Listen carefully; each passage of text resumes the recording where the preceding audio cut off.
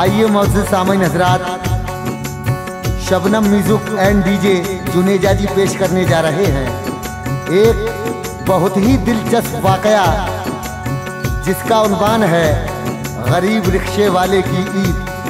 देखिए दोस्तों, इस रिक्शे वाले की कैसी ईद होती है, मैं इस वाकये में आपको सुनाऊंगा। वाकया ये कुछ इस तरह है, एक आदमी होता है और जो ये रिक्शा चलाता है ये रोज़ा और नमाज का बड़ा पाबंद होता है और इसके सीने में दर्द भी रहता है, लेकिन फिर भी बेचारा ये बहुत मेहनत करता है और अल्लाह की इबादत करता है। इसके फनकार हैं शकील अशफाक कव्वाल और रैना बदायूं। इसके शायर हैं फैज़ बदायूनी साहब। म्यूजिक से सजाया है जनाब राजू खान साहब ने। इसकी रिकॉर्डिंग की है मिस्टर चंद्र गांधी जी ने एस कल्याणी स्टूडियो। इसके संयोजक हैं देवेंद्र खदाना जी। तो लीजिए, मैं इस वाकये में आपको सुनाने जा रहा हूँ इस गरीब रिक्शे वाले की कैसी ईद होती है। मुलाहिजा कीजिए। लिखते आज बदनसीबों की, आज बदनसीबों की, फैज़दास्ता लिखते आज बदनसीबों की। कैसे ईद मनती है सुनिएगा गरीबों की, कैसे ईद मनती है सुनिएगा गरीबों की, कैसे ईद मनती है सुनिएगा गरीबों की। फैज़दास्ता लिखते आज बदनसीबों की, फैज़दास्ता लिखते आज बदनसीबों की, फैज़दास्ता लिखते आज बदनसीबों की। कैसे ईद मनती है सुनिएगा गरीबों की, कैसे ईद मनती है सुनिएगा गरीबों की, कैसे ईद मनती है सुनिएगा गरीबों की।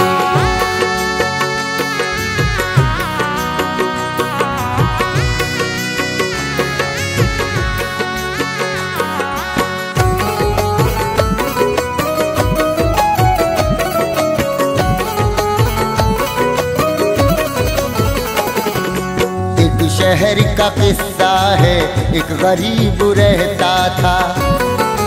घर में तंग दस्ती थी, रिक्शा वो चलाता था। उसकी एक बीवी थी और एक बेटी थी। बेटी एक मदरसे में वो सिपारा पढ़ती थी। नाम उसका था लट्टन, बीवी का सितारा था। बेटी उसकी गुलजाना, कोई ना सहारा था। बीवी नेक थी, उसके घर के काम करती थी। वक्त पर वुज़ू करके वो नमाज पढ़ती थी। रिक्शा जब चला करके वो गरीब आता था। मुश्किलों से तब घर में उसके चूल्हा जलता था। घर था उसका कच्चा सा, बारिशों में चूता था। वो बड़ा परेशान था, ना सुकून मिलता था। बीवी और बेटी वो खूब गम उठाती थी।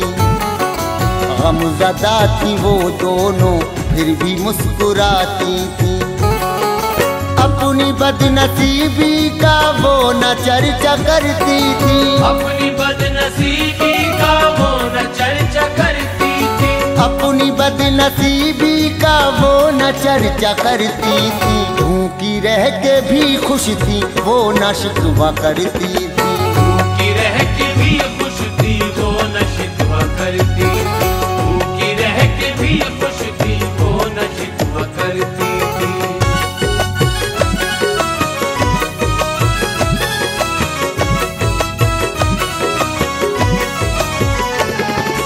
कुछ दिनों में रोजों का चांद दिखने वाला था। रब की रहमतें लेके रमज़ान आने वाला था। रोजों की खुशी सबके चेहरों से झलकती थी।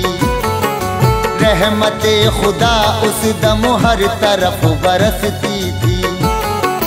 वो गया करम रब का, एक बहार सी आई। दिल की अब कली सबके थी खुशी से मुस्काई। अब्र आज रहमत का आसमां पे था छाया। चांद आज रमज़ां का जब यहाँ नजर आया। बच्चे आज गलियों में सब चहकते फिरते थे। हर तरफ खुशी से वो अब मचलते फिरते थे। बढ़ गई थी अब रौनक हर जगह की मस्जिद में। थे बहुत मुसलमान खुश रोज़ों की तो आमद में। बच्चों की जुबां पर था ईद अब तो आएगी। खाएंगे सिवैयाँ सब दुनिया मुस्कुराएगी। रिक्शा अब चला करके आ गया था घर लड्डन। रिक्शा अब चला करके आ गया था घर लड्डन। रिक्शा अब चला करके आ गया था घर लड्डन। बन गई गरीबी थी उसकी जान की दुश्मन। बन गई गरीबी थी उसकी जान की दुश्मन। बन गई गरीबी थी उसकी जान की दुश्मन।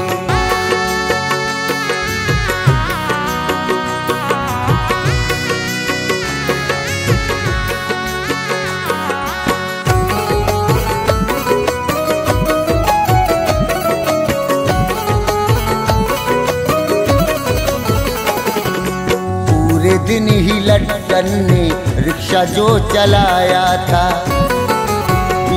को दिया लाके जो भी कुछ कमाया था। रोजा रख के वो रिक्शा रोज ही चलाता था। पर वो ना परेशानी बीवी को बताता था। दर्द उसके सीने में हल्का हल्का होता था। बढ़ती थी जो बेचैनी चुपके चुपके रोता था।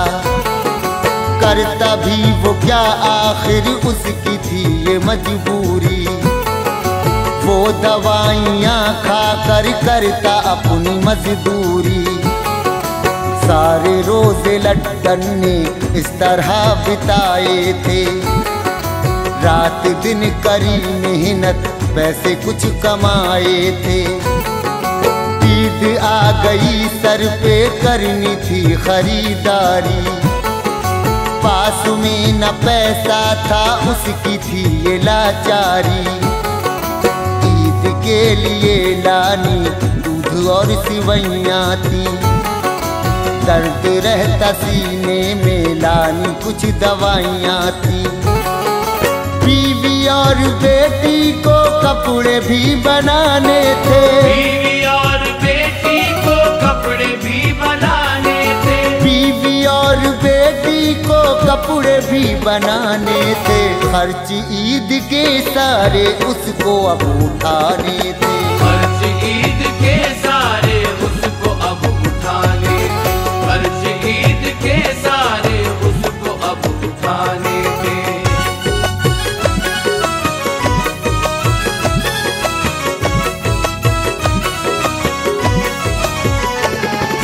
दोस्तों के घर जाके उसने कर्जा मांगा था। पर दिया किसी ने ना वो बड़ा अभागा था। एक दिन हुआ ऐसा दर्द तेज का उठा। डॉक्टर ने बोला था ना चलाना अब रिक्शा। कर चलाओगे रिक्शा जान तुम गवा दोगे। अपनी जिंदगानी को खाक में मिला दोगे। घर पे तुमको रहना है और परहेज करना है। काम जो है मेहनत के उनसे दूर रहना है। चांद रात आई थी बढ़ गई थी लाचारी। घर में कोई लड्डन के ना हुई खरीदारी। बेटी की सहेलियां जो कपड़े लेके आती थी। बिजलियां सी गिरती देती थी जब उसे दिखाती थी। रोजे सारे रखे थे और दुआएं मांगी थी, फिर भी उनके घर से तो सारी खुशियां रूठी थी।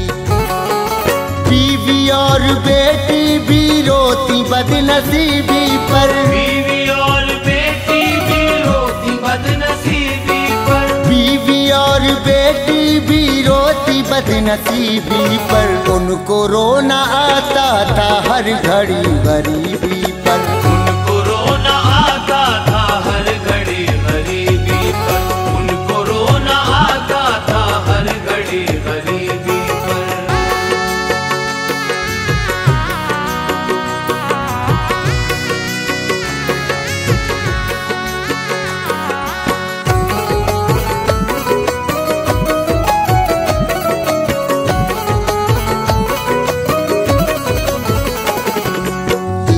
पर भी पहने थे अब पुराने ही कपड़े, थी नहीं खुशी कोई उनके चेहरे उतरे थे। इतने में ही उनके घर एक नूर सा चमका, एक शख्स अनजाना उनके घर पे था आया। नूर सा था चेहरे पर और सफेद दाढ़ी थी, उनके बोलने की भी तो अदा भी प्यारी थी। हाथ में थे 2 थैले भारी वो उठाए थे, रब की ऐसी मर्जी थी उनको देने आए थे। बोलने को दरवाजा बेटी आई गुलजाना, बोली अजनबी से वो आपको न पहचाना। शख्स उनसे वो बोला बेटी तुम न घबराओ, घर में अब्बू अम्मी हो तो उन्हें बुला लाओ। शख्स उनसे वो बोला बेटी तुम न घबराओ, घर में अम्मी अब्बू हो तो उन्हें बुला लाओ। जाके बेटी गुलजाना माँ को अब बुला लाई, जाके बेटी गुलजाना माँ को अब बुला लाई, जाके बेटी गुलजाना माँ को अब बुला लाई। पीछे पीछे लट्टन की भी तो अब सदा आई, पीछे पीछे लट्टन की भी तो अब सदा आई, पीछे पीछे लट्टन की भी तो अब सदा आई।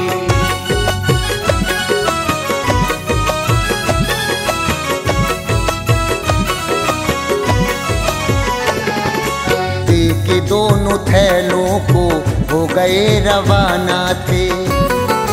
ईद के दिन आए थे शाहे वो जमाना थे।